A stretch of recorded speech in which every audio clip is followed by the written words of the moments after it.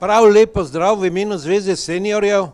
Jaz se zahvaljujem našim gostom, da so se odzvali našemu povabilu, da bodo pokomentirali zadeve, ki so za seniorje bistvenega pomena za kvaliteto življenja v zadnjem, tretjem, četrtem starostnem obdobju. Pričakujemo in zahtevamo, da ta zakon vlada omakne, upamo, da bomo uspešni, saj so tudi med sabo že to ugotovili. Hvala tudi Katji, predsednici Mlade Slovenije, da bo to, kot že tradicionalno dobro sodelujemo, povezovala. Hvala pa seveda vam, seniorjem, ki ste se udeležili te okrogle mize in podprli aktivnosti, trud, napor, da sooblikujemo odločitve, ki se nas dotikajo na državnem in lokalnem nivoju in se udeležili te okrogle mize. In predajam besedo kar Katji. Izvoli, Katja. Hvala lepa in lepo pozdravljeni, tisti, ki nas spremljate prek zaslonov in tisti, ki ste v živo. Danes smo zelo aktualni, ravnokar namreč v Državnem zboru poteka razprava o prav tem zakonu, ki ga bomo danes obravnavali tudi mi, se bomo pokomentirali, zakon o zdravstveni dejavnosti oziroma njegova novela. In čast in veselje mi je, da imam tako eminentne sogovornike, gospo Ivo Dimic, poslanko, ki je tudi članica odbora za zdravstvo v Državnem zboru, pa gospoda doktorja, docenta Janeza Rifla, specialista družinske medicine, in pa Federika Viktorja Potočnika, ki je specialist infektologije. Dobrodošli, pa kar predlagam, da zasedemo naša mesta. Zdaj pa mogoče malo uvoda. Se pravi, gre za res zelo kompleksen zakon, ampak če na hitro povzamem mogoče samo tiste najbolj ključne stvari, o katerih se tudi največ govori. Zdaj predvidevajo s tem zakonom, da v bistvu bi se zelo omejilo dodatno delo zdravnikov in praktično to pomeni tudi zmanjšanje nekako zdravstvenih storitev, ki bodo potem opravljene. Tako da iz tega tudi nekako izhaja največ skrbi. Pa mogoče kar najprej začnemo z najmlajšim, pa bomo Federika vprašali, zato ker so se tudi mladi zdravniki zelo aktivirali pri tem zakonu. Poslali so v bistvu tudi eno pismo predsednici Evropske komisije, v kateri so jo opozorili na to, kaj se dogaja v Sloveniji na področju zdravstva. Zdaj na začetku tega tedna je pa tudi celo 4000 zdravnikov podpisali en poziv vsem poslankam, poslancem, da naj dobro premislijo, preden sprejmejo to novelo zakona o zdravstveni dejavnosti. Pa mogoče najprej za oris, Federiko, zakaj ste se zdravniki tako zelo aktivirali ob tem zakonu? Hvala. To je dejanje iz obupa. Mi stavkamo že več kot eno leto. Jasno smo jim povedali pred začetkom stavke, kaj je treba popraviti, in to daleč od tega, da bi šlo samo za plače. In vlada ni poslušala, ampak ne to, da ni poslušala, načrtno je šla v nasprotno smer. To se pravi v smeri, ki bi nagajala zdravnikom, ne samo zdravnikom, tudi medicinskim sestram. To se pravi, zdravstvenemu osebju želi vojno in oni so tudi to napovedali. Če se spomnite, ko je bil minister Bešič Loredan v pogovoru z enim sindikalistom iz Fidesa, je prav rekel, da on in Golob napovedujeta totalno vojno zdravnikom, če se ne bomo klonili. In se nismo klonili in to, kar gledamo, je totalna vojna. To se pravi, kar nekaj korakov do tega zakona, ki je v bistvu, težko rečem, da je višek, ker si mislim, da bo še nekaj hujšega prišlo. Ker že lani smo mislili, da slabš pa že ne more biti. In potem pridejo z neko noro idejo in zdaj ta zakon je skupek teh norih idej. Tako da jaz bi rekel, da je v osnovi ena ideja, in to je ideja kontrole. Vsaka totalitarna oblast si želi popolno kontrolo, predvsem tistih, ki jih ne more, ki so preveč svobodni za njih. In v tem primeru zdravniki, zasebniki, zasebne šole, SP-ji, torej vsakdo, ki ima še nekaj svobode, ki lahko reče vladi ne, ali pa si upa biti, ne vem, glasen ali pa stavkati, takim napovedujejo vojne. Danes smo mi, jutri bo pa žal kdo drug. Upam, da se bo to nehalo, zato ta poziv ne samo mladih zdravnikov, ampak to je večina zdravnikov v državi, nas je okrog 8000 plus minus, da res premislijo, ker to res ne gre v pravo smer. In če se spomnimo, 40% zdravnikov približno je volilo Svobodo. Danes ne samo, da nihče od njih ne bo volil ničesar podobnega Svobodi, ampak če več kot pol zdravnikov podpisuje, dajte dobro premisliti, je za premisliti. Pa mogoče gospod Rifel, lahko vi malo pokomentirate v bistvu pričakovanja zdaj tega ministrstva, ki je dalo ta predlog, o katerem govorimo. Namreč gospa Jasna Humar, generalna direktorica Direktorata za zdravstveno varstvo, je rekla nekako takole.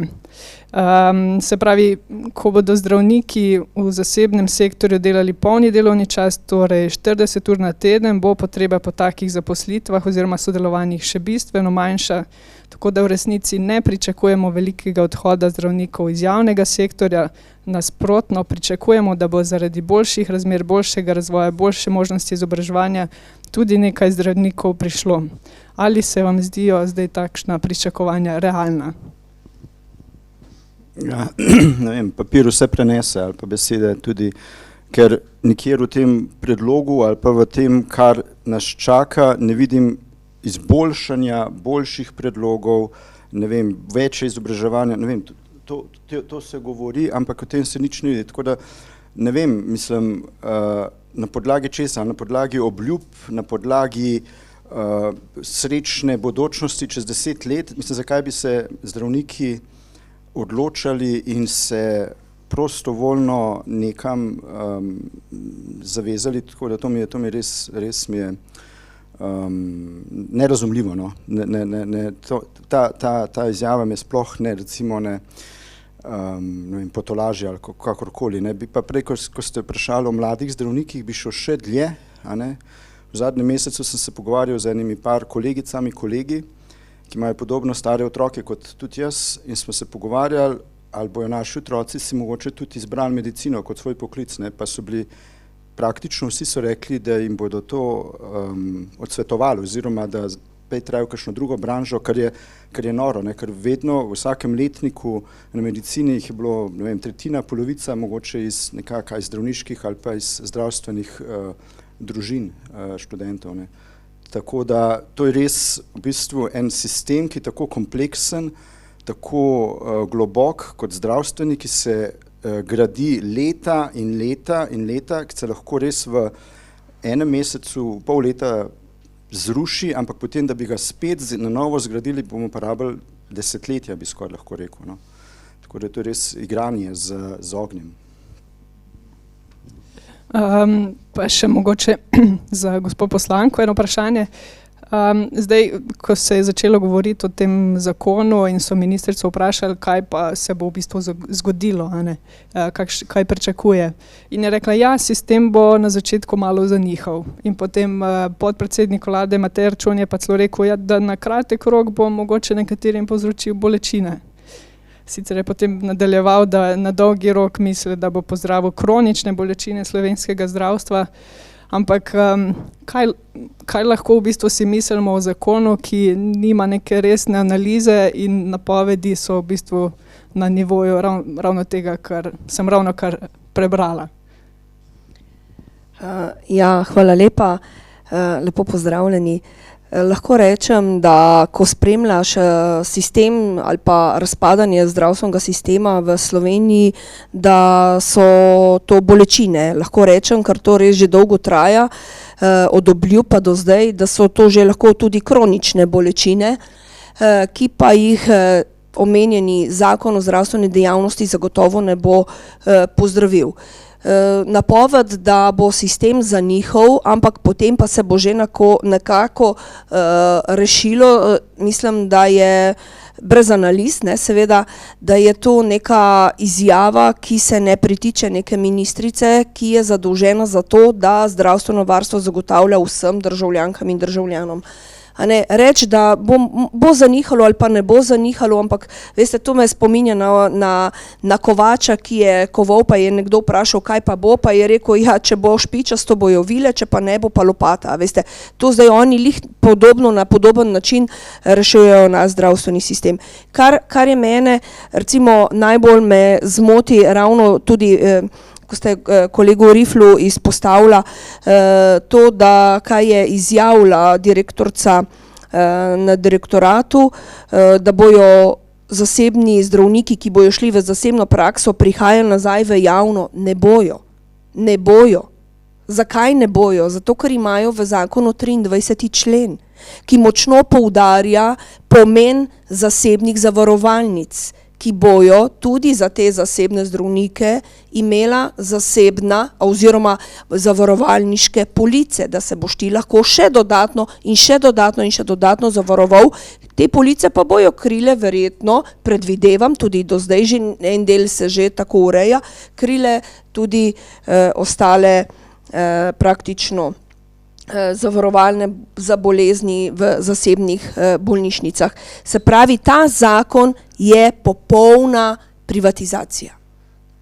In to očitajo, bom rekla, opoziciji, da opozicija želi sprivatizirati zdravstvo. Ni res. Oni bojo s tem členom in s tem zakonom popolnoma sprivatizirali in kar je najbolj boleče, ne, odmaknili in naredili ta razkorak med tistimi, ki si bojo to lahko privoščili in tistimi, ki ne.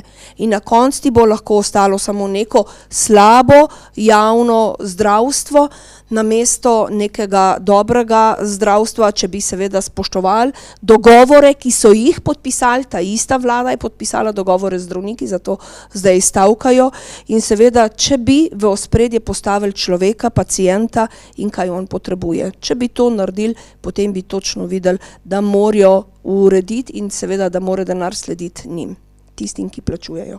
Hvala. Zdaj, naša današnja gosta, zdravnika, prihajata vsak z svojega področja, v bistvu primar in sekundar, pa me zanima čisto iz vajinih izkušenj, kaj se dogaja med vajinimi kolegi, kaj pravijo, se pravi, kaj se bo zgodilo po sprejemu tega zakona, kako bo to vplivalo na njih, tudi na vaju, no?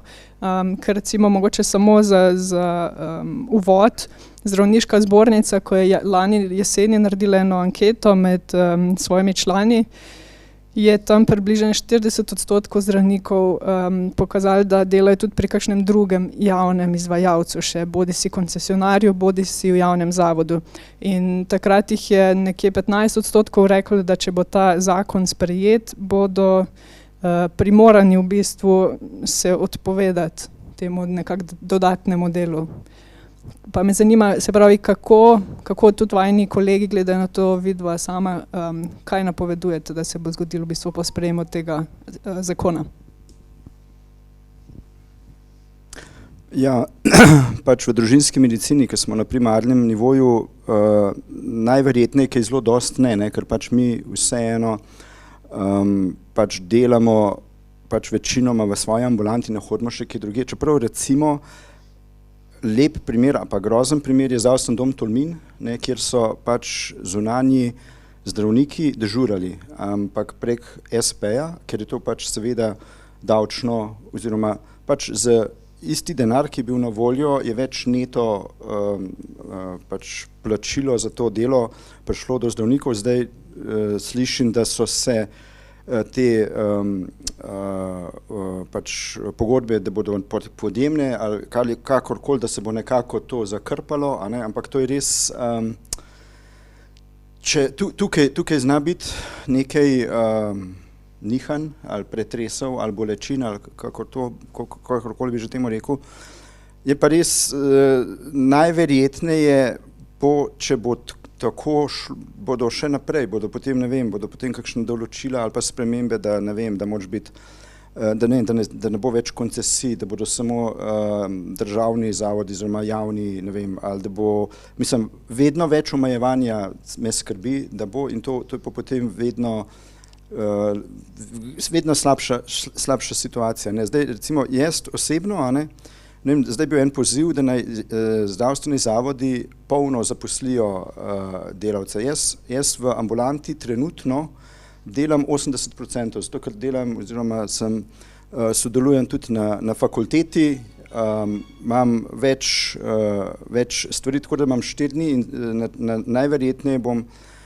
če bom se zaposlil na medicinski fakulteti, bom potem samo 50% delal pač v ambulanti. In jaz pri takšnem tempu in količini dela si ne predstavljam, da bi delal 100% v ambulanti, pa potem še 20% dodatno ali kakorkoli še na fakulteti, ker to fizično in psihično ne zmorem. Tako da, če bo to, potem se bo mogel, mislim, pač bo šlo, ali bo šla ambulanta, ali bo res ne vem, kako se, zakaj je treba stvari tako zelo zakoličiti, normirati, zakaj si človek ne more družinsko, službeno, ne vem, akademsko, raziskovalno delo tako razporedi, kakor misli, da je najbolj prav, pa kakor najbolj zmore. Tako da, ne vem, pač trenutno ne bolih se mi zdi velikih, ampak stvari gredo pa res v zelo napačno smer, če bo to tako ostalo, oziroma če bo ta opcija politična ostala na oblasti. Mislim, da si nekaj zelo dobrega povedal. Ne? Kaj briga ministra, kako bom jaz razporedil svoj čas, kje bom delal, kje ne bom delal, za koliko časa bom delal, za koliko procentov, kaj njega briga? To je moje delo, to je moj čas. Jaz sem svojo izobrazbo, ki jo dajem na trg, a je to v bolnišnico, a je to v zasebniku, potem delam, ne vem, da gledam 100 pacientov, ali pa jih gledam 2 in sem za to tudi plačan ali ne plačan. Zakaj je to stvar, ki jo mora določiti nek minister za vse nas v državi? Ta centralizem, ta pot nazaj v neko sovjetsko zvezo, ki jo počasi videvamo na vseh podsistemih, je zaskrbljujoča. Ne, ker posledica ni, da bomo zdaj jaz sicer delam 100% v javnem zavodu v bolnišnici Celje, zato ker pač infektologija je takšne narave, ampak ne gre zame. Ne? Ampak kolegi bojo recimo, malenko se vrnem nazaj, govori se, da zaradi tega zakona jih bo veliko šlo v tujino ali pa k zasebnikom.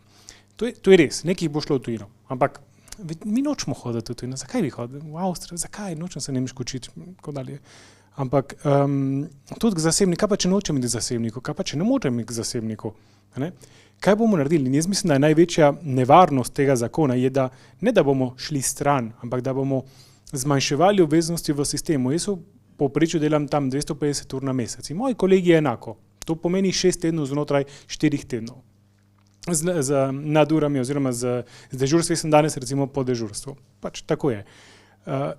In namesto, da bomo delali 250 ur in po 24 ur skupaj in tako dalje, kar je tudi zakonsko, ni okej, da delaš več kot 16 ur, mi pač to delamo, ker potrebe so take, bomo rekli pač ne bomo. Ne? Bomo delali teh zakonskih 40 plus 8 in je to. Če samo to naredimo, pade za 20 do 30% output, torej zmožnosti, ki jih naš zdravstveni sistem zmore. Mi trenutno slonimo, ta naš zdravstveni sistem sloni na nadurah, torej na prekomernem delu zdravstvenih delavcev. Mi imamo podpovprečno število zdravnikov v OECD. To imamo že leta, s tem, da vsako leto smo kot družba malo starejši, potrebe so večje, to je bilo tudi danes v državnem zboru rečeno, potrebe so večje.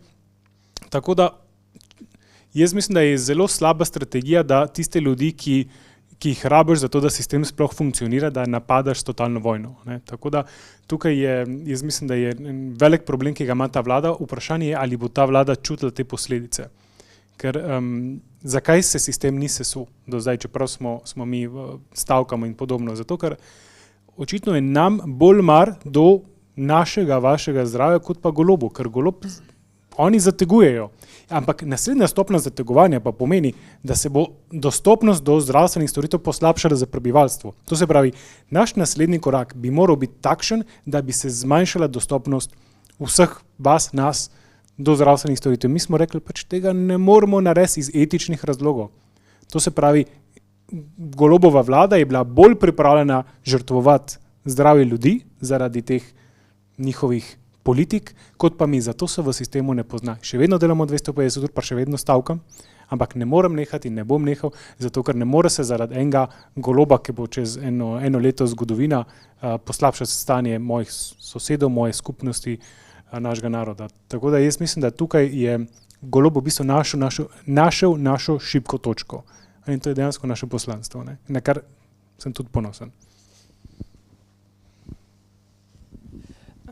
Hvala lepa za te uvide. Zdaj oba sta že omenila v bistvu dostopnost do zdravstva, zdravstvenih storitev. Pa mogoče še tebe, Iva, vprašam, se pravi, kaj zdaj ta zakon zelo konkretno recimo za našo publiko prinaša, za seniore? Ali bo zdaj zdravstvo bolj dostopno, ali bo bolj dostopno tudi na podeželju? Prej je bil omenjen primer Tolmina. Kakšno je tvoje mnenje? Zdaj se prepleta mi več, bom rekla, ta teden smo bili res delovni na področju zdravstva. V Novi Sloveniji smo tudi predlagali en zakon glede investicij v primarni nivo za naše, bom rekla, odročne kraje na podeželju. Ne? In enostavno sem uvidela, da ne razumejo, o čem govorimo. Lahko povem en primer, da boste razumeli. Zdravstveni dom, pa sem upala, da bo danes mogoče tudi z nami bivši župan Dobre Polje. Zdravstveni dom Dobre Polje, ki je blizu, je pred leti izgubil zdravnika. Mislim, da je to 3-4 leta nazaj. In enostavno niso dobili nikogar. Občina ima prostore, katere si želi renovirati, menjati pot in menjati seveda tudi vodo, kanalizacijo in tako naprej, malo posodobiti zdravstveni dom.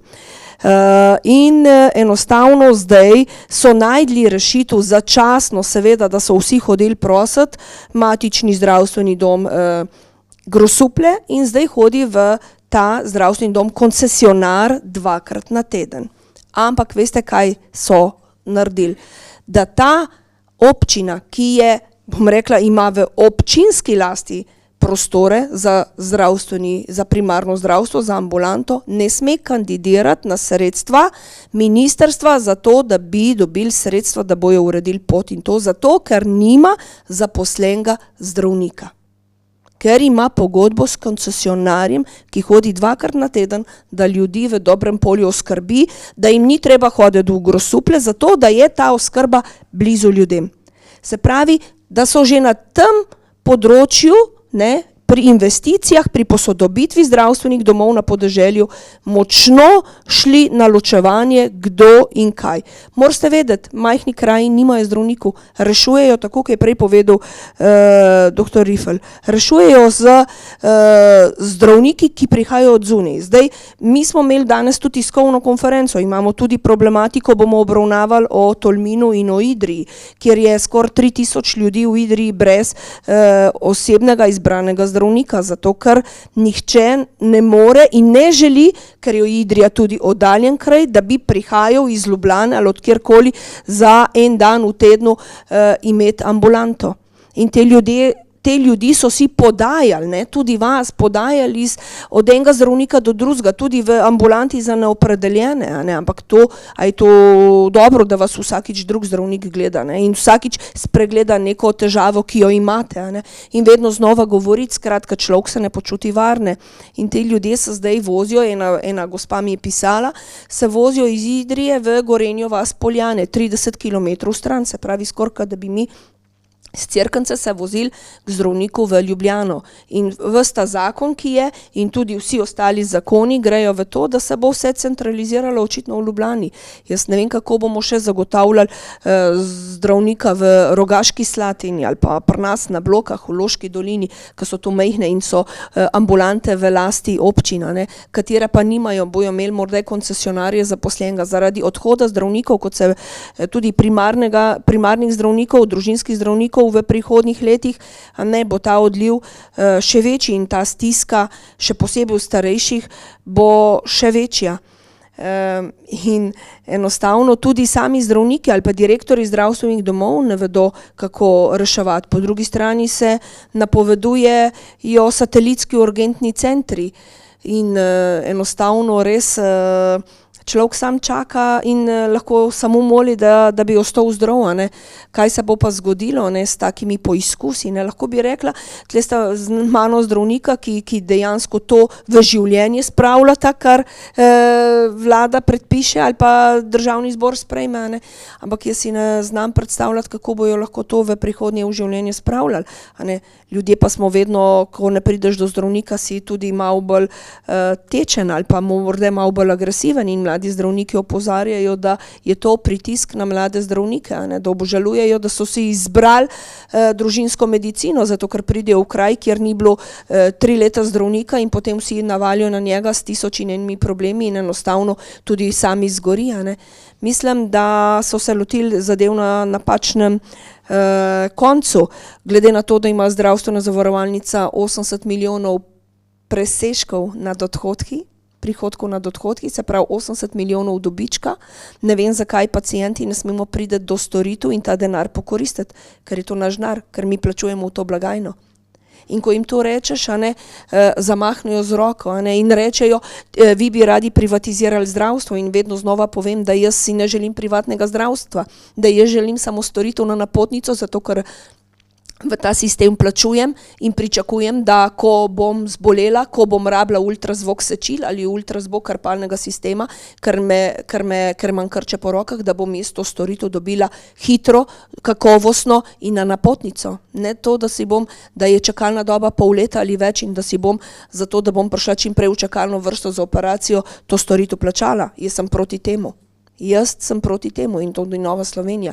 In enostavno se, bom rekla, iz vidika moči, danes sem povedala en tak stavek, ki mi je bil kar dan, a ne, sem rekla, tukaj v parlamentu so bile take močne stranke v teh letih 10, 12, kar sem je že, in so sprejemale tudi take kakšne nesmisle, a ne, tudi na področju zdravstva, ne, in potem, ne, po tolikih letih, ne, tudi teh strank ni več, ampak te nesmisli so ostali in se bojim, da je ta vlada ali pa ta, bom rekla, nenazadnje Svoboda tudi na tej poti, a ne, da misli, da bo z močjo uveljavila in vse pokorila, tudi zdravnike, a ne, se pa bojim, da bo naredila škodo vsem nam, ki vplačujemo v ta sistem, in da bojo seveda na koncu lepo odšli in nihče ne bo odgovarjal. Jaz dostikrat rečem, da se toliko stvari zgodi in nihče ne odgovarja za to, da zadeve so vedno slabše, ne.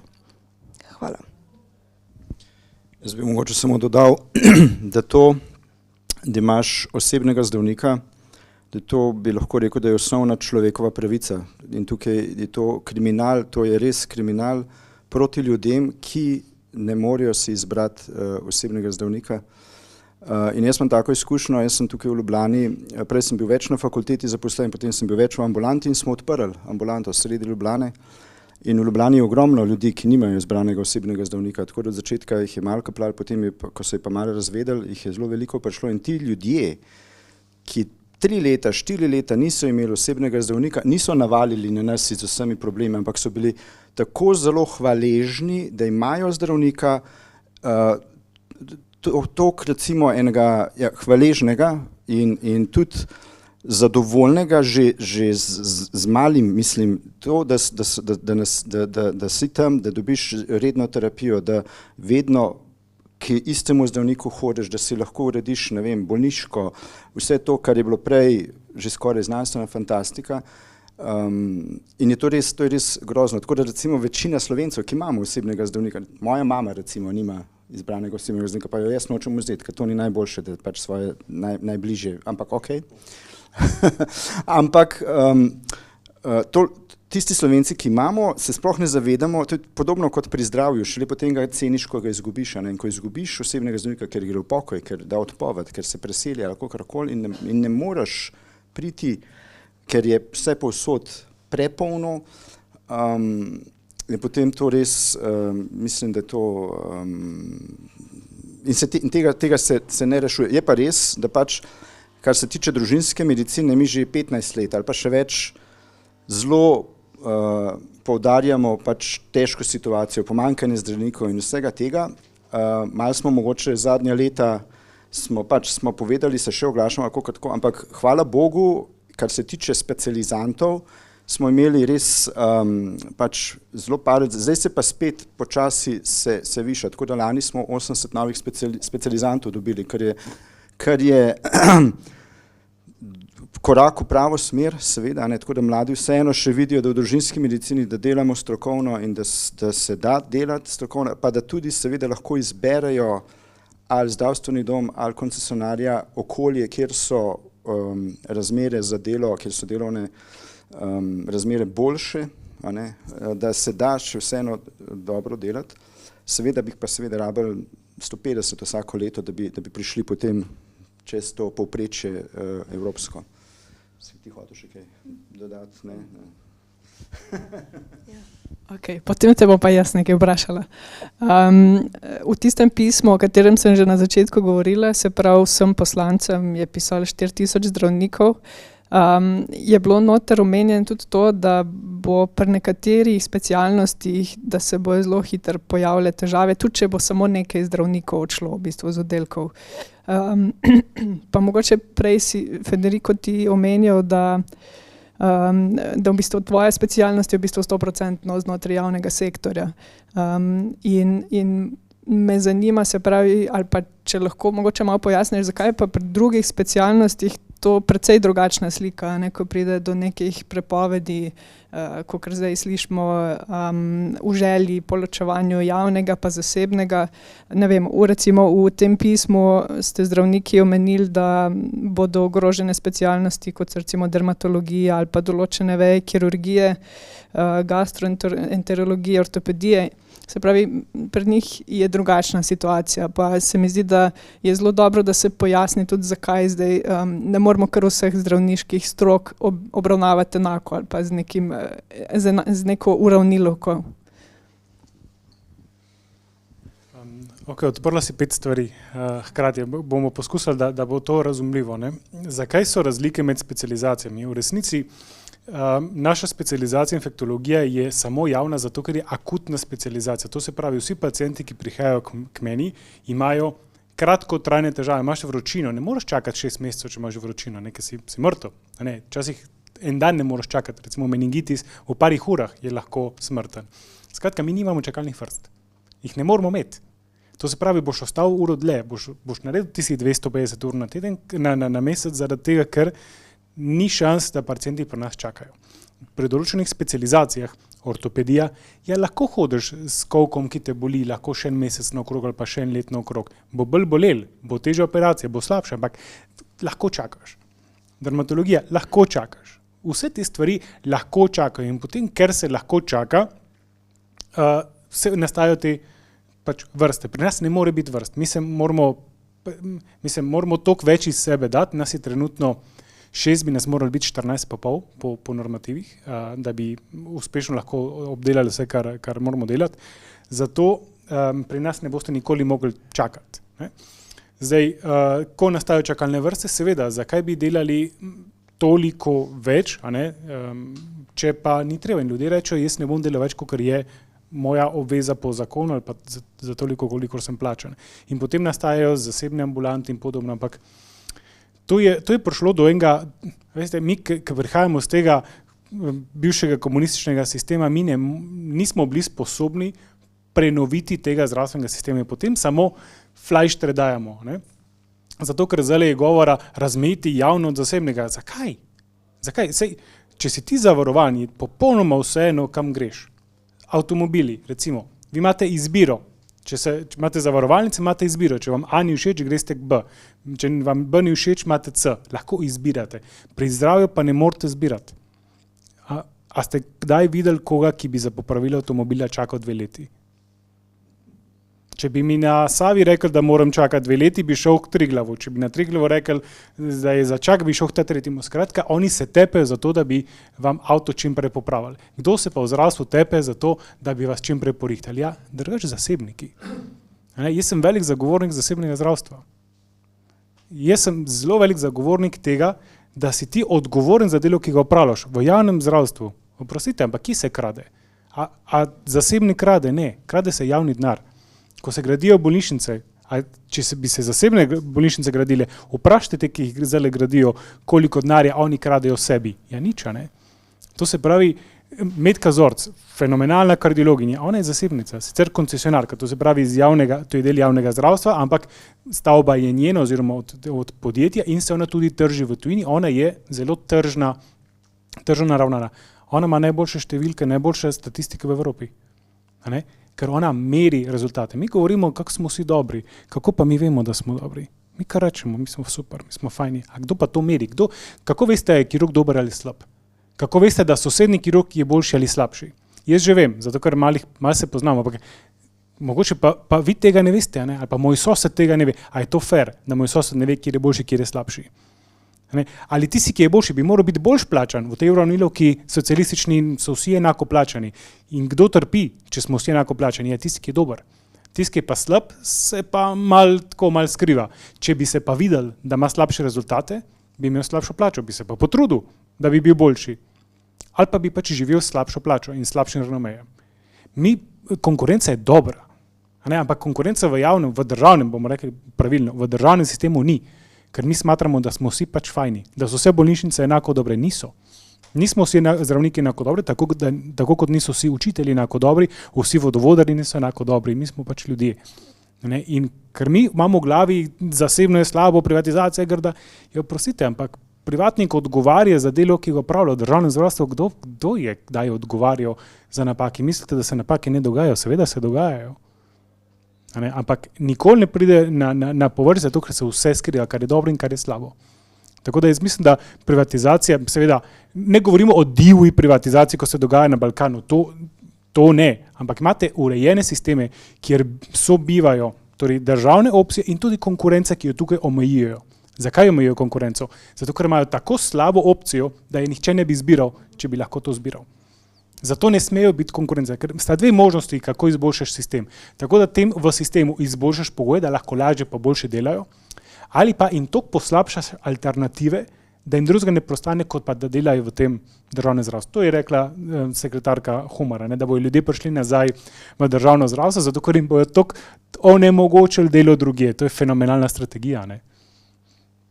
Skratka, kar hočem reči mi imamo zelo slabo zastavljen sistem, ki ga s temi obliži ne rešujejo več. Te rešitve, ki zdaj gledamo, poslabšujejo stanje. Ni tako, da oni hočejo izboljšati in jim ni ratal. To so prejšnje vlade bile precej nesposobne in mogoče rečeš, mogoče so imeli dober namen, pa jim ni ratal. Tukaj načrtno gredo v to, da poslabšujejo položaj ne samo zdravnikov, tudi medicinskih sester oziroma vseh, ki želijo tudi v zasebnem sektorju delati. Jaz mislim, da kar rabimo svobodo, pa ne to gibanje svoboda, ki je najmanj podobno svobodi, kar je lahko, ampak rabimo svobodo, da lahko sami izbiramo, ki se bomo zdravili, sami izberemo, pri komu se bomo zdravili, da te odločitve nehajo biti od ministra, ki ne ve, kaj se dogaja v vsaki ambulanti, ampak da so naše, da mi izberemo, kako bomo delali, pa vi izberete, komu boste šli, kdo vam je všeč, kdo ni, kdo ima boljše ocene, oziroma kdo boljše operira, ali pa kdo vam je bolj simpatičen. Mi rabimo več odločati. Kot odločanje postanemo močnejši in to je tudi bistvo krščanske demokracije. Da človek raste skozi prevzemanje odgovornosti, močni ljudje in ne samo sužnji, ki čakamo na navodila od države, to smo spet v Sovjetski zvezi, tega pa res nočemo. Ja, Federico, da ne bo zdaj izpadlo, da sem jaz proti zasebnikom, daleč strani, tudi stranka ne. Mi smo že vložili zakon, ko smo rekli, da za odpravo čakalnih vrst uporabiti vse proste kapacitete, ne glede na pravno obliko izvajalca, zato ker da bi denar prišel do ljudi. Tako da in z tega vidika seveda pravijo, zasebniki delajo lažje operacije, potem pa pridejo, če je kaj narobe, pa v UKC-je, naprimer, v Ljubljano. Tukaj je enostavno odgovor, da ima tukaj ZZZS kot edini, žal, trenutno še edini plačnik teh storitev vse škarje in platno v rokah, kar pomeni, da bi mogel zahtevne operacije in tako boljš plačati. In tukaj je pol to točkovanje, ampak namesto, da bi se lotili teh sprememb, so šli najprej zdravnike ločiti, kje delajo, pa omejevati, da ne bo šel kam drugam delati. To je tukaj, da se strinjam s Federikom, da imamo krasne zasebne ustanove, dobro, da jih imamo, ker če ne bi bilo še kje na kakšnem drugem področju hudo narobe, a ne, in da seveda edino, kar želimo, da so to plačano iz malhe ali pa iz blagajne, v katero vsi plačujemo. Bi še en primer povedal, no, ker prej si rekel, ne, pač, da v javnih zavodih, mislim, da se krade in pač zasebnik pa res, pa ne samo krade, ne, recimo ne pozabimo tele stentov, recimo, ki je profesor Noč, mislim, kaj se iz tiste zgodbe pol izcimali, ne vem, ampak to res ogromno denarja, ampak ne samo krade, tudi razmetava se z denarjem, ne, recimo, jaz se spomnim, ko sem bil še specializant v enem javnem zavodu, sredi zime, pridem v sestrsko sobo, mislim, tam, ki je sestra delala in so bili vsi radiatorji do konca odprti, pa tale oberlicht, se pravi, ta zgornji oken, pa vse odprto, pa sem tako vprašal sestro, mislim, zakaj so vsi radiatorji do konca odprti, ker me zebe v noge, pač, da se res, da se rekel, zakaj pa od zgoraj odprto, je zato, da je svež zrak, sem rekel, sam to, vsa toplota gre direkt ven, mislim, pa kaj pa kurjava, pa to, se to, jaz tle ne gre iz mojega denarja, jaz nič ne plačam. Za letošnjo zimo, pa pač v koncesionarski ambulanti, kjer delam, koncesionarka je šla okrog po ambulantah, ko se je malo otoplilo, je zapirala radiatorje, tam zračila, nam je dala navodila, ker gre seveda, kurjava gre iz njenega računa. Zdaj se pa predstavljate direktorja kliničnega centra, da bo hodil po ambulantah pa šraufov ventile pa zapiral vrata. To je ta centralno plansko, ko mora minister vse narediti, ampak tle ta subsidijarnost, ko v bistvu ti naredi na nižjih nivojih, da se bojo stvari razvijale, da bo, ne pa samo od zgorej, mi pa čakamo pasivno, kot da, ne vem, tako da res ne razumem, res ne razumem te mentalitete v naši ljubi Sloveniji, ko ljudje ne razumejo, da pač ena javna šola ali pa javni zdravstveni zavod, da več stane, kot pa recimo en zasebnik, kjer v bistvu boljše se s stroški in s kadri in z vsem in se to omejuje do nule. Ja, ta teden v bistvu v zvezi z novelo zakona o zdravstveni dejavnosti spremljala bo še en tak zelo zanimiv zaplet, bom rekla. Zdaj, kaj mislim s tem? Se pravi, ministrica za zdravje je pripravila nekako osnoven zakon, novelo, in potem na odboru je bilo sprejetih zelo veliko dopolnil, amandmajev. Med njimi tudi se je koalicija, jaz verjamem, da je bila na čelu tega Levica, odločila, da sprejmejo eno dopolnilo, da bo tudi koncesionarji morali biti nepridobitni v delu javne službe, se pravi ravno tako kot javni zavodi.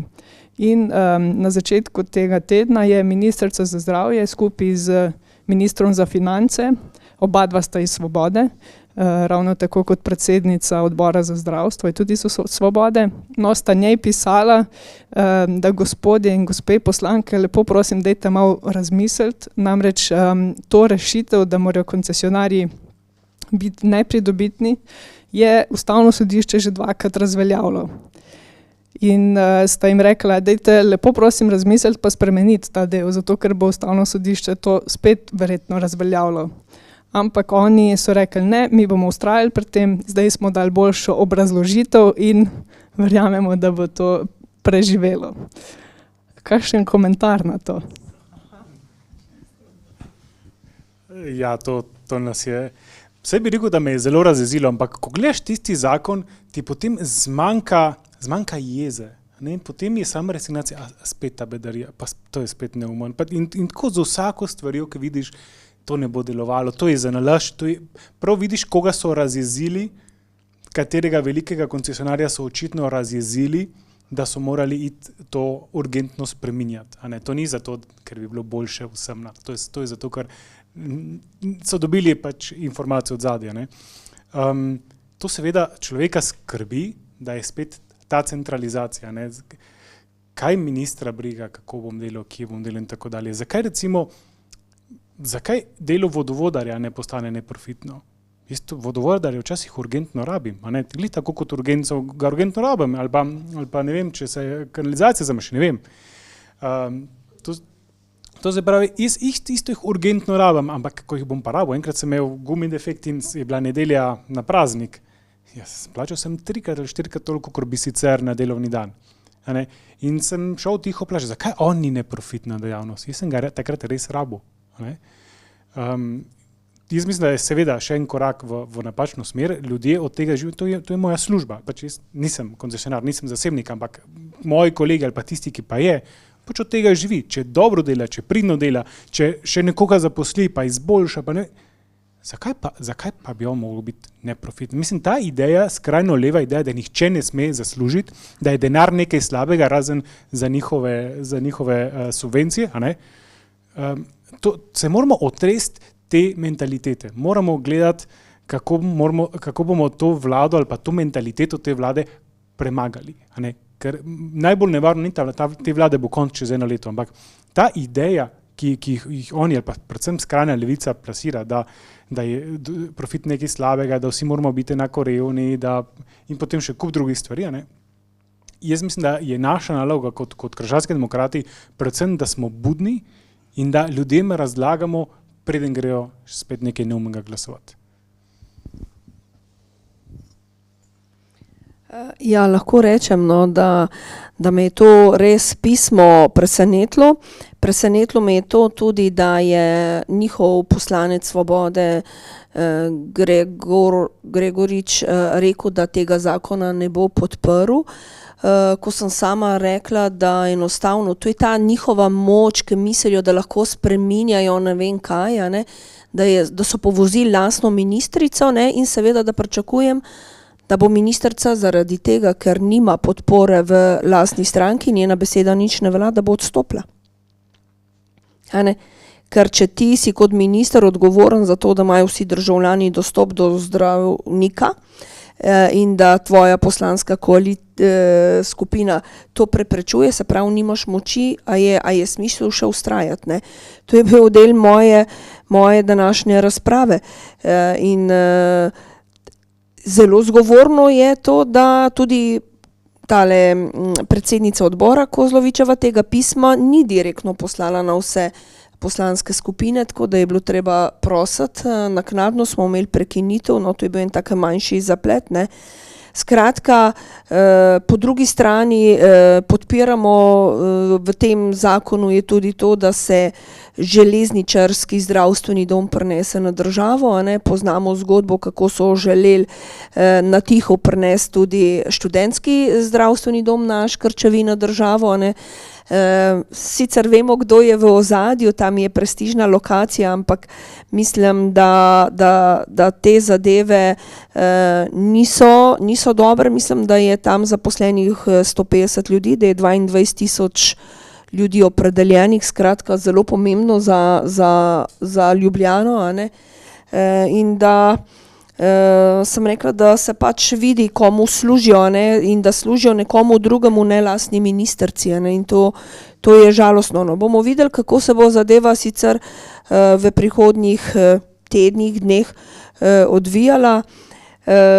Kar se pa tiče, ne, napovedane, ker je to tudi že ministrica povedala, da je zaradi ustavnega sodišča, ne, je pa kolegica iz vrst SD-ja rekla, pa naj gre na ustavno sodišče, se je šlo že do zakonu, bomo pa to popravili. Se pravi, a veste, to je tisto, kar je bilo tam, da je naš javni zdravstveni sistem kot hiša, ki jo zidamo, a ne, in ljudje kot zidaki, ne, jaz sem rekla, jaz ne vem, če so ljudje kot zidaki, a ne, ker ljudje hodijo v ta sistem po zdravju, a ne, in jih ne moramo prelagati kot zidaka, ampak jih je treba obravnavati, ne. Mislim, da to je razlika med našim videnjem, kako naj bi deloval zdravstveni sistem, pa med videnjem, kako si ga predstavlja, bom rekla, trenutna koalicija, ne, da smo ljudje kot zidaki, ki nas bojo predstavljali pa zlagali, pa ne vem kam. No. Tako da res si želim, no, da bi bili ali pa doumeli, da zakon ni dober, da ni dober ne za zdravnike, ne za paciente, ne za podeželje, in da bi seveda se umaknili en korak nazaj in da bi ta zakon vendarle nekje obstal, ne? Da ne bi šel do končne uveljavitve. Hvala lepa. Mislim, da smo kar dobro zajadrali v to temo. Pa me zanima, imamo iz publike mogoče kakšno vprašanje. Na tem mestu bi bil čas primeren, da ga zastavite. Imamo kakšno vprašanje? Aha, tamle v zadnji.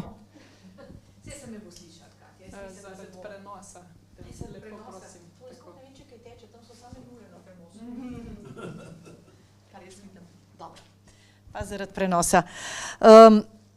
Jaz sem si tukaj kar nekaj točk napisala, pa upam, da ne bom zdaj za to vlekla. Zdaj ta zdravstveni sistem pri nas, ne, če začnemo že na začetku z medicinsko fakulteto, kar je tudi dr. Rifl rekel, da se jih je 80 novih specializantov imamo. Kakšen je opis na medicinsko fakulteto? Povprečni zdravnik v Sloveniji je kdo? Ženska pri 50 letih, saj to ni moški.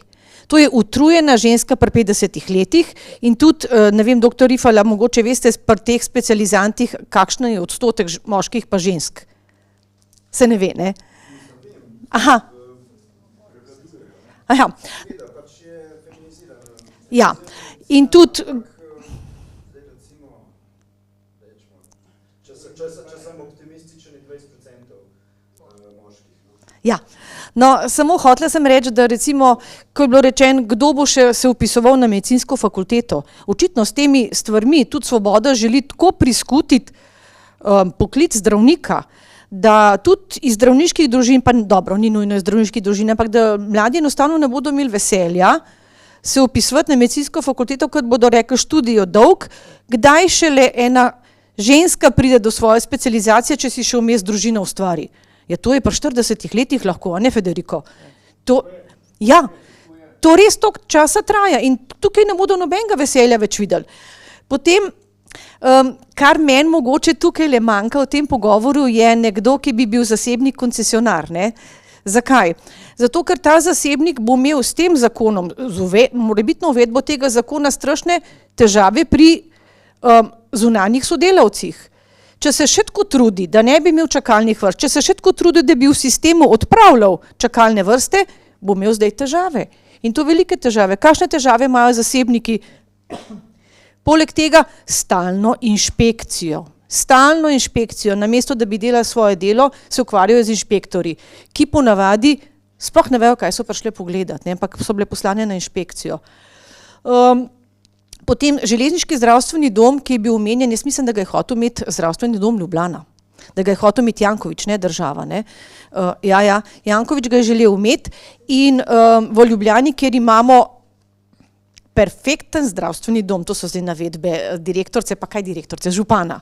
Odlično direktorco, ki sploh ni dvoživka, ampak je zasebnica samo, ne, poleg svojega dela v zdravstvenem domu Ljubljana in za njo ta merila pač ne veljajo. V Ljubljani tega, to sploh ne velja, ne. In nihče tega ne omenja. Ona trdi, da imajo dovolj zdravnikov, župan trdi, da odlično deluje zdravstveni dom. Mi pa smo na tem, da bomo pač v svetniški skupini želeli dobiti odgovor od zdravstvenega doma Ljubljana, koliko točno vemo, koliko Zavod za zdravstveno zavarovanje plača timov v zdravstvenem domu Ljubljana. To se pravi timov družinske medicine, ginekologije, pediatrov in zobozdravnikov, ampak nas bo zanimalo, koliko teh timov v resnici dela.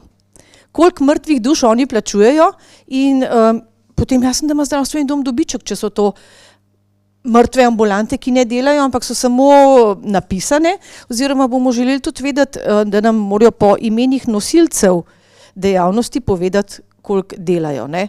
Tako da to so gotovo javni podatki in potem lahko tudi te podatke bomo kam posredovali, ampak res o zdravstvu bi zdaj lahko govorili še 3 dni. Pa nimamo časa, ampak to je tako problem, ki se že kopiči ravno zaradi vseh teh levih vlad.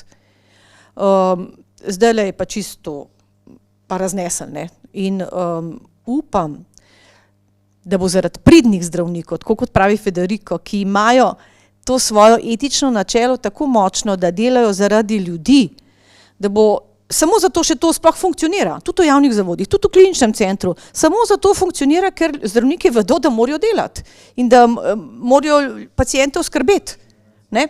Ne zato, ker bi bili tako plačani, tako zelo dobro plačani, dobro plačilo nanesejo dežurstva. No, toliko, hvala. Hvala gospe svetnici, ljubljanski svetnici. Evo, zdaj pa dam mikrofon gostom, da lahko pokomentirate. ne, sej, lahko samo ploskam, vse je res, ne, in je zaskrbljujoče, kar nekaj let se je kopičilo in tu vsi pravijo kot izgovor, ja, to je že 30 let tako, ne. Ampak, ko imaš ti možnost eno stvar spreminjati, imaš dve možnosti, ali spreminjaš na boljš ali na slabš. Ta vlada spreminja na slabš, pa za nalašč. Jaz mislim, da to je stvar, ki ne bomo oprostili na dolgi rok, ker to pomeni, da bo več ljudi umrlo zaradi tega. To se pravi, kako veliko bo Golobovo pokopališče zaradi stvari, ki jih danes delajo. Kdo bo za to odgovarjal? Ne? To je zelo podobno kot v času covida, kot infektologi smo bili, ves čas smo delali, dobivali smo ljudi, ki se niso cepili zato, ker se je stvar politizirala. Kar naenkrat, ali si cepljen ali nisi cepljen, je bilo odvisno, ali podpiraš ukrepe ali ne podpiraš ukrepov, ali podpiraš Janšo ali ne podpiraš Janše ali kogarkoli že.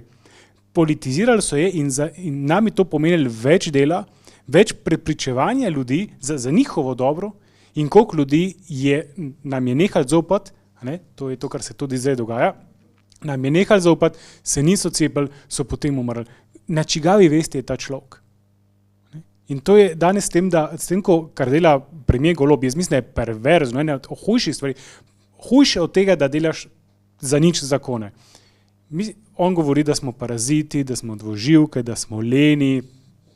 Jaz mislim, da je vsak, še najbolj len zdravnik je bolj delaven od našega premierja, ampak kar on zdaj dela je, da vnaša razdor med nami in našimi pacienti. Naš pacient, oziroma moj pacient meni zaupa življenje. Včeraj sem jaz eno levkemijo našel in kolegi v sosednji ambulanti še eno. Torej 2 akutni levkemiji, zelo resni bolezni v enem popoldnevu v našem urgentnem centru. To se pravi, jaz rabim njegovo zaupanje in njegovo življenje je velikokrat odvisno od najnega odnosa. Ko pride en politik pa v ta odnos poseže na način, da ustvari nezaupanje, bo za mojega pacienta slabše, ga bo moral dlje časa prepričati, ne bo verjel to, kar mu reče, ne, vi sigurno še kje delate, vi sigurno imate neke druge računice, ali pa bo rekel, da sem preprosto len in mi zato ne verjame. Smo imeli nekaj takih težav, predvsem med covidom, zdaj se bo to spet začelo, zaradi tega, ker je premier rabi ene par glasov več. To mislim, da je ne najdem primerne besede, pretlehno je premalo.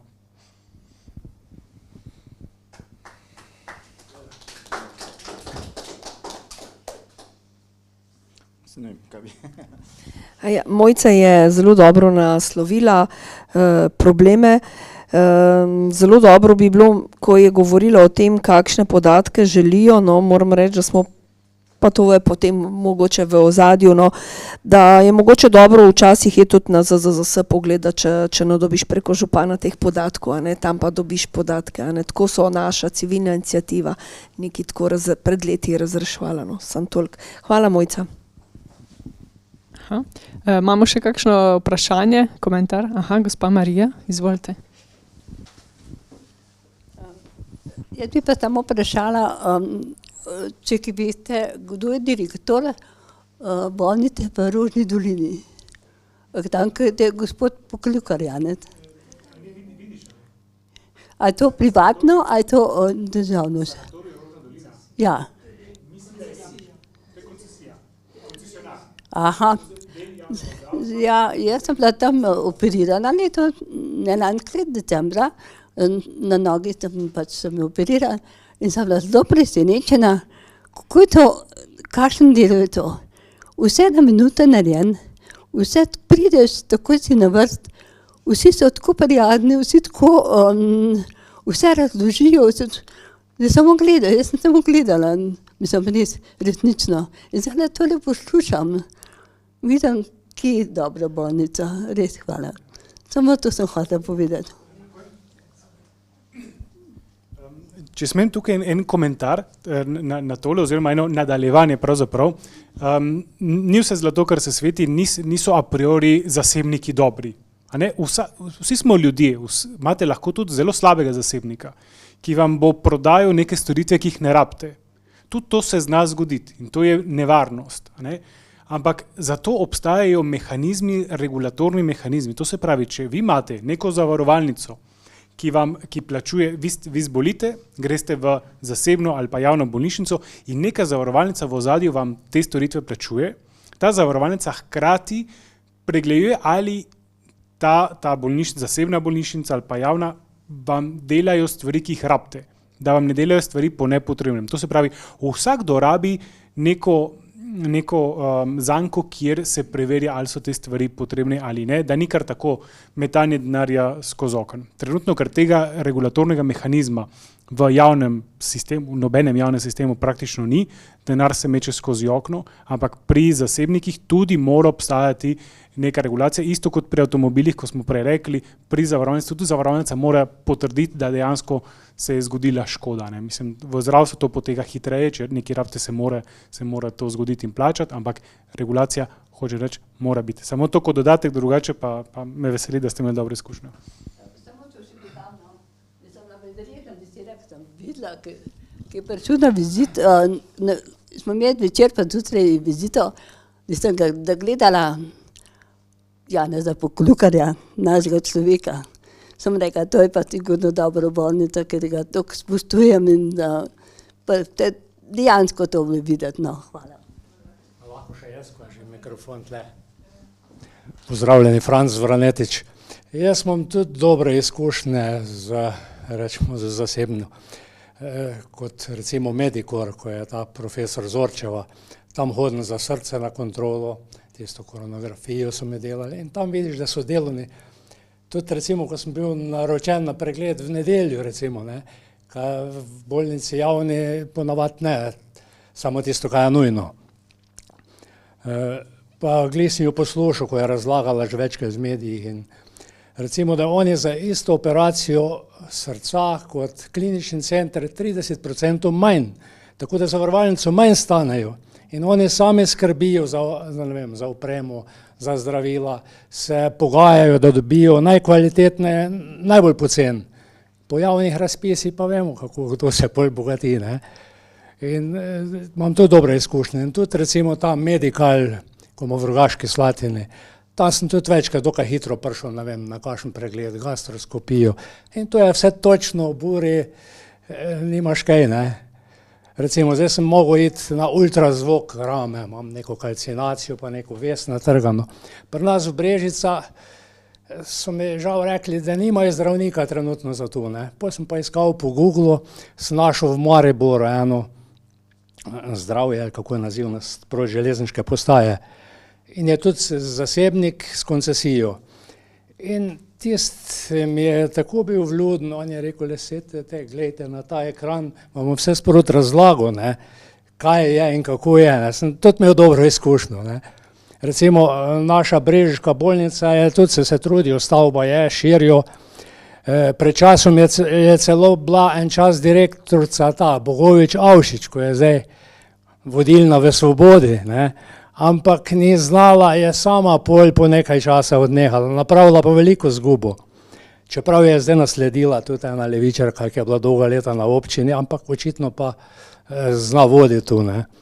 Pred Avšičevo je pa bil eden, ko je sicer od SDS, Levojevič direktor, ti smo pa niso več pol hoteli dati druga mandata, ne, samo dobro občina, pol, ker je SDS-ov poskrbela za njega, je pa rato pa direktor zdravstvenega doma in tam kar dobro gospodar in se pohvalijo, da nimamo problema z temi osebnimi zdravniki. Ne.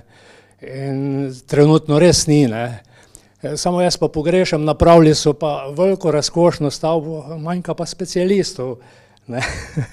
Teh pa očitno so, koliko so, ne. Če pa še tem bojo prepovedali od drugod hoditi, kar zdaj bo pa krah. Ne. No, hvala lepa, sem se kar razpotegnil. Hvala za vse te komentarje, še enega imamo.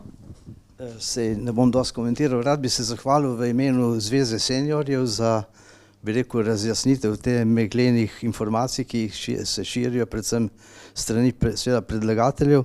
Lahko povem iz lastne prakse, pri nas v Pivki imamo izključno koncesionarje in smo zelo zadovoljni in tudi, ko šel en v penzijo, potem je prišla druga zdravnica, tako da lepo teče, brez kakšnih zapletov, ki sicer so na vidiku, kot vidimo vsega skupaj, če bo ta zakonodaja seveda šla skozi. Upamo pa, da bo kdo toliko pameten v tej lokomotivi in tej kompoziciji, da bo potegnil pač ročno zavoro in da bodo vseeno pretehtali tudi drugo plat, se pravi, kakšne bodo posledice teh predvidenih posegov v ta občutljiv sistem. Sam povem še eno, pri nas smo imeli v šolstvo, vsi se hočejo vtikati, eni grejo kar hranateljci na dom, pa hočejo kadrovati. In sem rekel, poslušajte, šolstvo je tako občutljiv sistem. Rabi samo mir, da normalno funkcionira, in isto velja za zdravstvo. Rabi svoj mir in zelo lepo in normalno funkcionira, ker zdravniki in medicinske sestre in vsa ta populacija, ki za nas skrbi, je etično dobro podkovana in smo lahko hvaležni pač za to kot pacienti. Mi starejši smo vedno bolj na tej strani pacientov, da smo pač hvaležni za to njihovo vlogo in upamo, da se bodo stvari obrnile v pravo smer. Hvala lepa za vse sodelovanje pri tem. Ja. Hvala lepa. Mogoče samo še eno zaključno vprašanje, da se poslovimo. Kaj bi vsak v svoji vlogi, kaj mislite, da naš slovenski zdravstveni sistem pa res potrebuje namesto takega zakona, ki se ga sprejema danes, pa še tudi v prihodnjih tednih? Se pravi, kaj je tisto, kar najbolj pogrešate?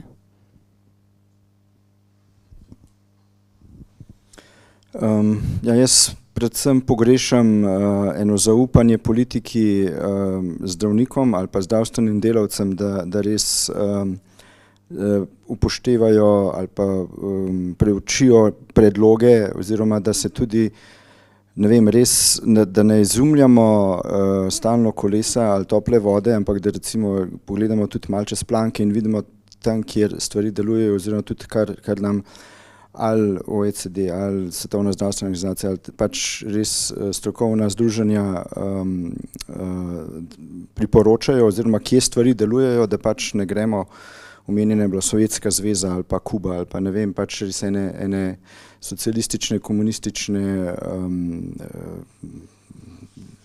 sisteme kopirati.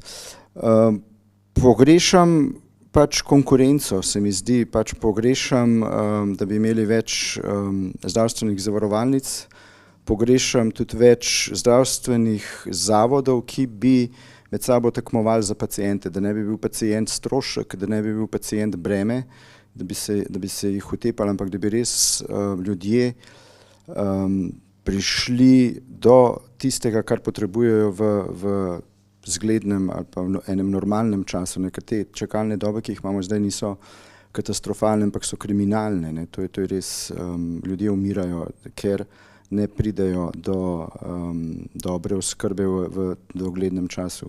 Pač se čakalne dobe so vedno, ampak ali čakaš 14 dni ali čakaš 2 leti, je pa res bistvena razlika. Se mi zdi, da kar se tiče strokovnosti, kar se tiče izobraževanja, raziskovanja, tudi še ampak se mi zdi, da smo dobri zdravniki, da imamo dobre mlade zdravnike, da imamo tudi dobre požrtvovalne sestre, druge zdravstvene delavce, ampak res ves ta potencial se duši kot pod eno pokrovko in več res zasebne pobude, svobodnega odločanja in bo za vse boljše. Kaj rabimo? Rabimo novo Slovenijo v vladi.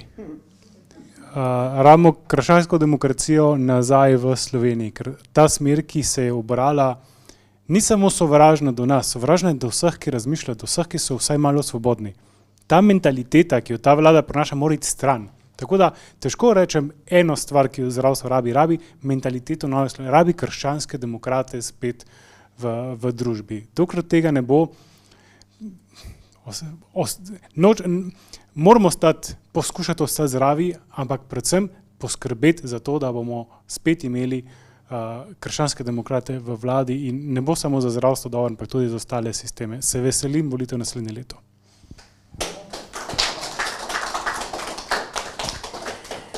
Sej ne vem, če je sploh še kaj za dodati, no, ampak jaz rečem, da je potrebno vrniti tudi zaupanje in spoštovanje tako zdravnikom, kot tudi učiteljem, duhovnikom in seveda tudi odvetnikom. To so bile včasih na podeželju štirje poklici, ki so uživali spoštovanje cele vasi ali pa širše okolice.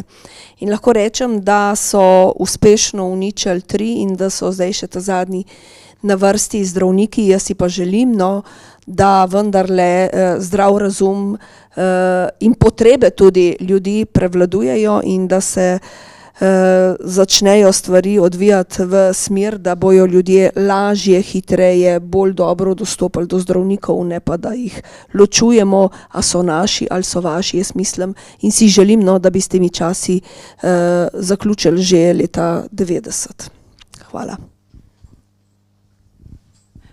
Hvala lepa vsem našim spoštovanim gostom in vsem, ki ste nas poslušali. Vam želim vsem eno lepo popoldne in pa, da bomo čim manjkrat potrebovali naš zdravstveni sistem. Evo, srečno.